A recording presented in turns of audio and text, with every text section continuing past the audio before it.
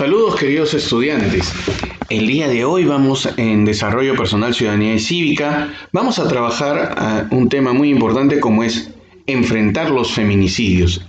¿Cómo podríamos hacer para entender que esto es sumamente importante para todos nosotros?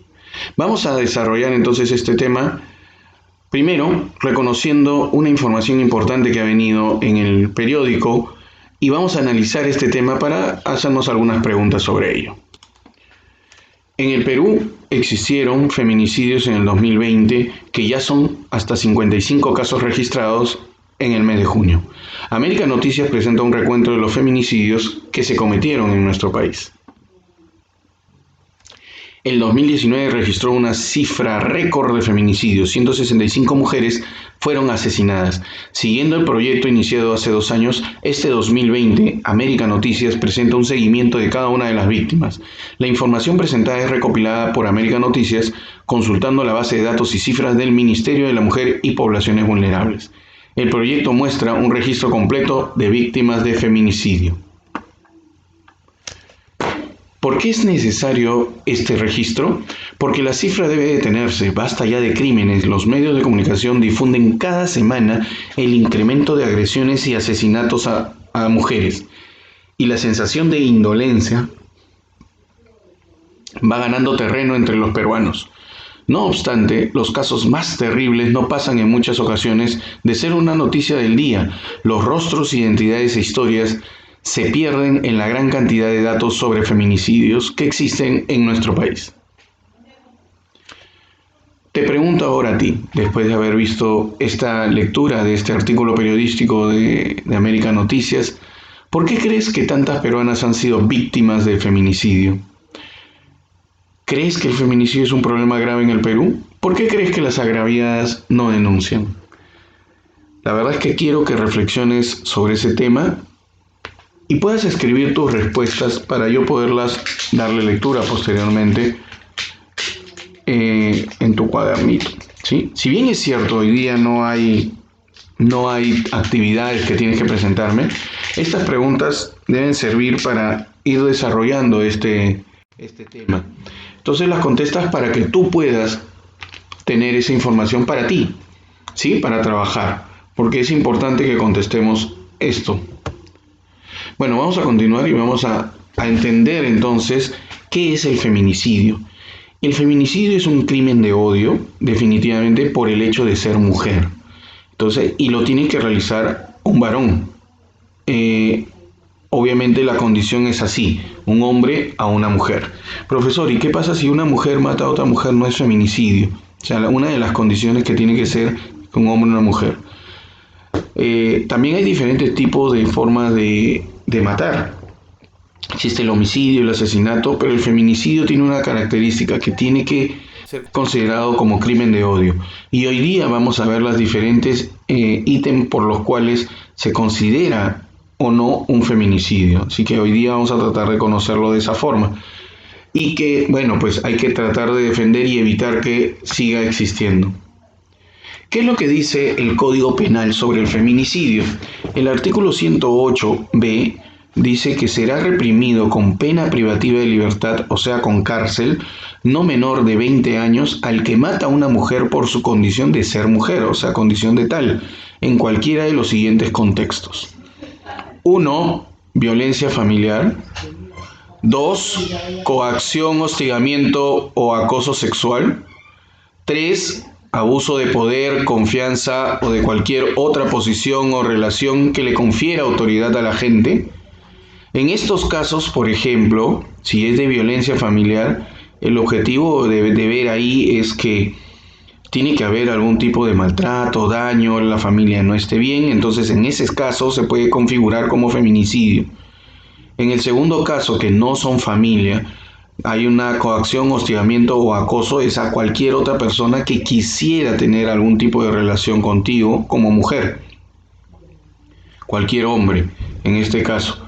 Tercero, cuando tienes un poder, confianza u otra posición, como por ejemplo que de repente estés a cargo de alguna mujer o estés cercano y ese poder o confianza te hace abusar de esta persona y terminar pues matándola.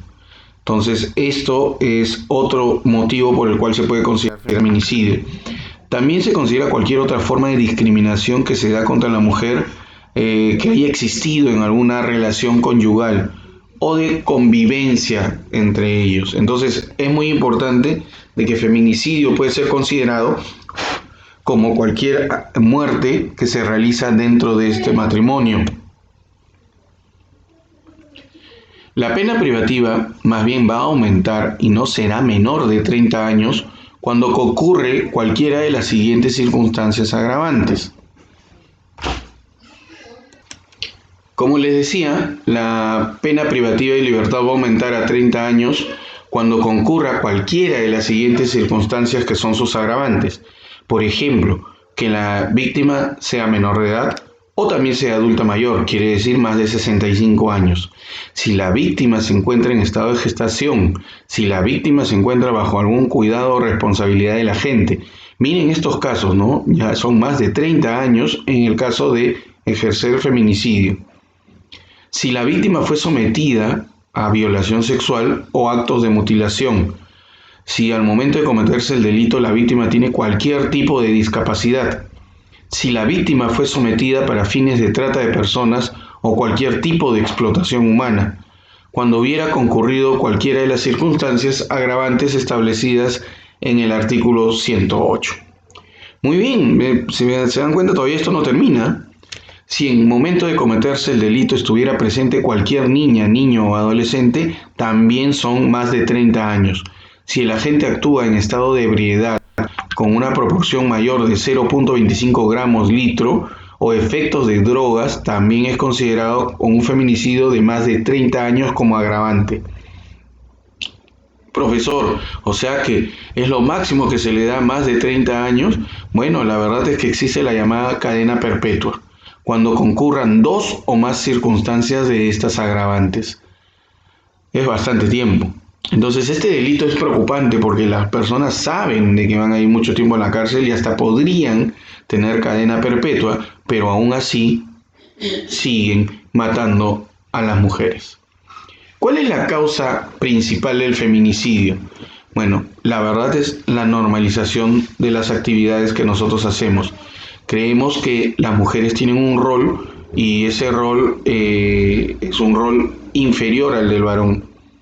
Eso es lo primero que nosotros debemos ir considerando sobre lo que sería el motivo de que se da el feminicidio, el creer la superioridad de los hombres contra las mujeres. ¿Qué podemos hacer nosotros para evitar el feminicidio? Primero, lo que tenemos que realizar es reconocer que tenemos un problema. El problema principal es el machismo, el cual se va a aprender en la casa, también a través del colegio, en los medios de comunicación, en las calles, se transmite de las madres y los padres a las hijas y los hijos. Tanto es así que el machismo también sucede entre las mujeres. Entonces hay que comenzar a reconocer, sí, tenemos un problema grave, que es ese, creer que somos hombres superiores a las mujeres. Segundo, identificar cuáles son las actitudes machistas al momento de estar practicándolas para evitar o eliminarlas de nuestro accionar permanente, como decir cosas como corres como mujercita, lloras como mujercita, o a los hombres decirle eres un saco largo, como tu mujer te puede estar dominando.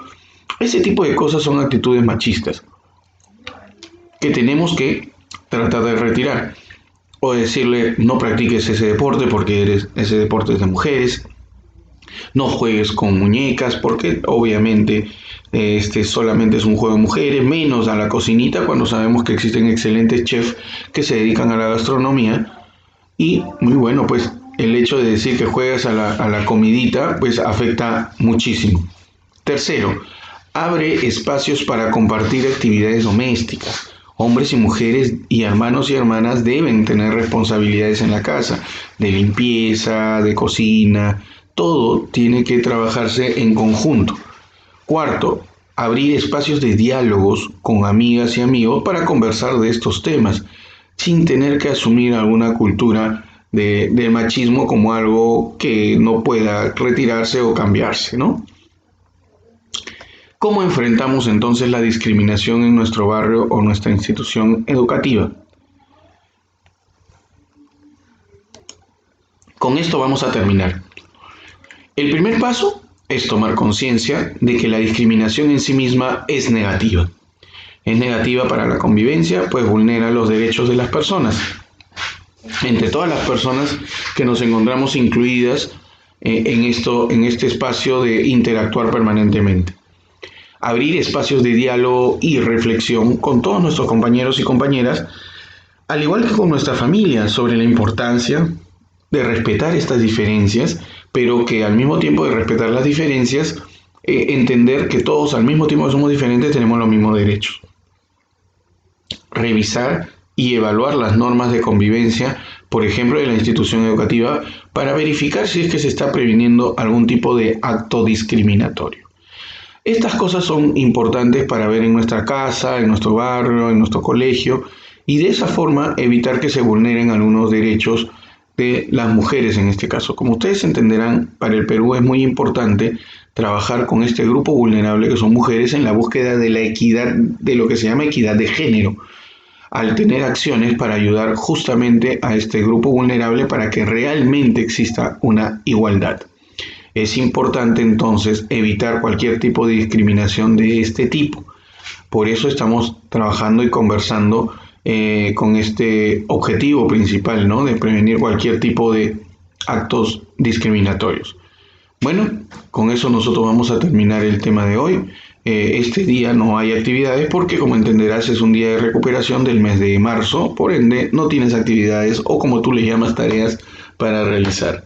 Muy bien, con eso quedamos, nos encontramos en la siguiente semana. Nos vemos.